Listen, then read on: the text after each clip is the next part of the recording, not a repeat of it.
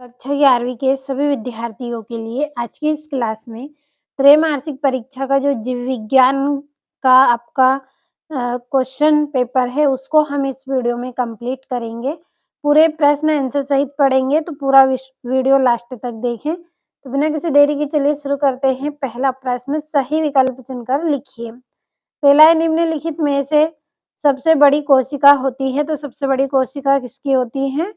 शुतुरमुर्गी का अंडा इसकी सबसे बड़ी कोशिका होती है, तो 12 नंबर वाला आंसर आपका सही है।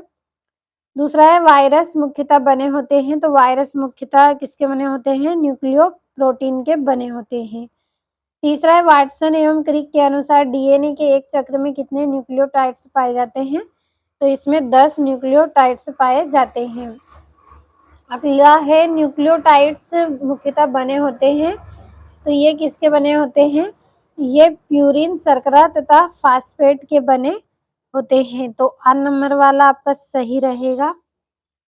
पांचवा है आपका निम्नलिखित में से कौन सा तत्व हीमोग्लोबिन में होता है? तो Fe में होता है। अगला है केल्विन चक्र का प्रथम उत्पाद है, तो इसका आंसर रहेगा 3 फास्फोग्लिसरिक अम्ल, तो आ नंबर वाला सही है। अगला है आपका रिक्त स्थान भरिए, तो पहला है C3 चक्र को डेडेस के नाम से भी जाना जाता है, तो इसको केल्विन के नाम से भी जाना जाता है।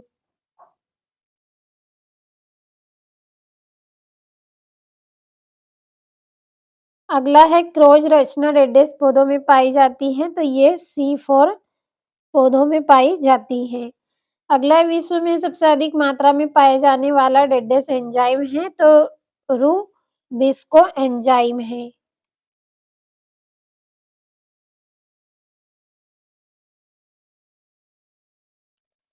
अगला है राइबोलोज 1 से 5 बाई फास्फेट में डेडेस में कार्बन परमाणु होते हैं, तो इसमें कितने होते हैं? 5 होते हैं। अगला है प्रोटीन के श्वसन गुणांक का मान डेडेस है, तो कितना है? 0 से 5 माइनस 0 9। अगला है ऑक्सीश्वसन में एक ग्लूकोज के अणु से कितने एटीपी ऊर्जा की प्राप्ति होती है? तो इसमें 38 एटीपी अणु की प्राप्ति होती है। अगला है असत्य असत्य आपको इसमें बताना है, तो पहला है ग्लाइकोलाइसिस की प्रक्रिया में ग्लूकोज अंत में सुक्रोज में परिवर्तित होता है, तो ये आपका असत्य रहेगा। बढ़ते हैं दूसरे प्रश्न की ओर। दूसरा है कार्बोहाइड्रेट के श्वसन गुणांक का मान होता है, तो इसका मान 1 होता है, तो ये आपका सत्य रहेगा। अगला है फेफड़ों की संरचनात्मक एवं क्रियात्मक इकाई तंत्रिका कोशिका है, तो ये आपका असत्य है। अगला है आपका मछलियों में श्वसन फेफड़ों के द्वारा होता है, तो ये आपका असत्य है, क्योंकि मछलियों में जो श्वसन होता है वो किसके द्वारा होता है? गलफड़ों के द्वारा होता है। गलफड़ों अगर होते तो आपका यह सत्य रहता। पांचवा कंठ के ऊपर धड़कन नुमा संरचना एपिग्लोटिस कहलाती है, तो ये आपका क्या रहेगा? असत्य रहेगा। अगला है एक स्वस्थ मनुष्य में प्रति मिनट 18 से 12 बार श्वसन होता है, तो ये आपका क्या रहेगा? असत्य रहेगा, क्योंकि 12 से 20 बार होती है, तब ये आपका सत्य रहता। यहाँ पे सही जोड़ी बनाकर लिखना है, तो चलिए पढ़ लेते हैं। पहली जोड़ी है हीमोग्लोबिन, तो हीमोग्लोबिन की जोड़ी रहेगी रक्त। दूसरा है ईसीजी, तो ईसीजी की जोड़ी रहेगी इलेक्ट्रोकार्डियोग्राम, तो ये दूसरी जोड़ी। तीसरी है हृदय ध्वनि, तो हृदय ध्वनि की जोड़ी रहेगी आपकी स्टेथोस्कोप, तीसरी जोड़ी। चौथी है रक्त दाब, तो रक्त दाब की जोड़ी आएगी आपकी स्फेग्नोनेनोमीटर, तो ये वाली जोड़ी आपकी क्या है? चौथी जोड़ी है। और पांचवी जो जोड़ी है आपकी वो पेल मेकर रहेगी, तो ये जोड़ियां हो गई।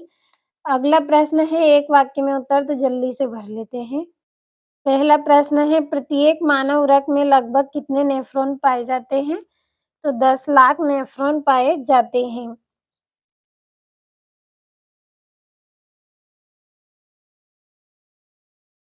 अगला है मूत्र में ग्लूकोज़ की उपस्थिति किस रोग को दर्शाती है? तो मधुमेह रोग को दर्शाती है।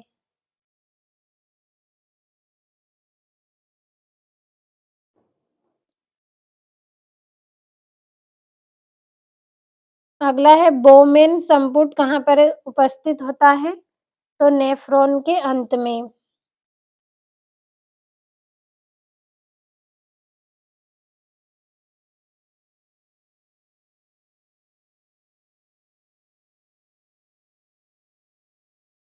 अगला है रक्त में ग्लूकोज़ को एकत्रित होना क्या कहलाता है?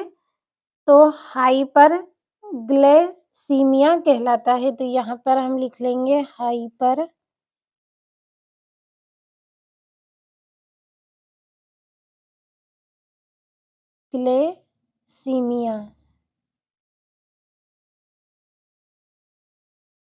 अगला है पेरिकार्डल द्रव का एक कार्य लिखिए। तो हृदय की गति के लिए स्नेह का काम करता है ये।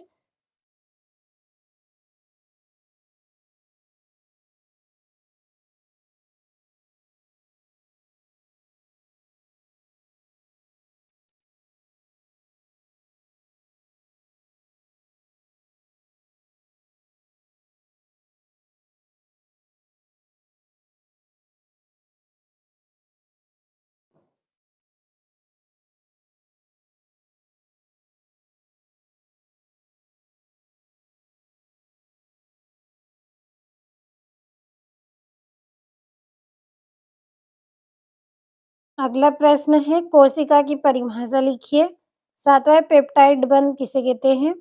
और प्रकाश संश्लेषण को परिभाषित कीजिए और श्वसन गुणांक को स्पष्ट कीजिए और फुफ्फुस वर्णी द्रव के 2 कार्य लिखिए और लसिका के 2 कार्य आपको लिखना है। बढ़ते हैं अगले प्रश्न की ओर। तो ये यहाँ से अगला प्रश्न है अमोनोटिक जंतुओं को परिभाषित कीजिए। पादप कोशिका व जंतु कोशिका में कोई 3 अंतर लिखिए। C3 या C4 पौधों में कोई 3 अंतर। अंतःश्वसन एवं निःश्वसन में कोई 3 अंतर लिखिए। खुले व बंद परिसंचरण तंत्र में कोई 3 अंतर लिखिए। यूकेरियोटिक गुणसूत्र व प्रोकैरियोटिक गुणसूत्र में कोई 4 अंतर लिखिए। जीवों में कार्बोहाइड्रेट के 4 प्रमुख कार्य लिखिए। ग्लाइकोलाइसिस व क्रेब्स चक्र में कोई 4 अंतर लिखना है और नेफ्रॉन की संरचना का नामांकित चित्र आपको बनाना है। तो आज की इस वीडियो में हमने कुल 20 प्रश्न पढ़े हैं। सभी के स्क्रीनशॉट आपने लिए होंगे तो अच्छे से कंप्लीट करें।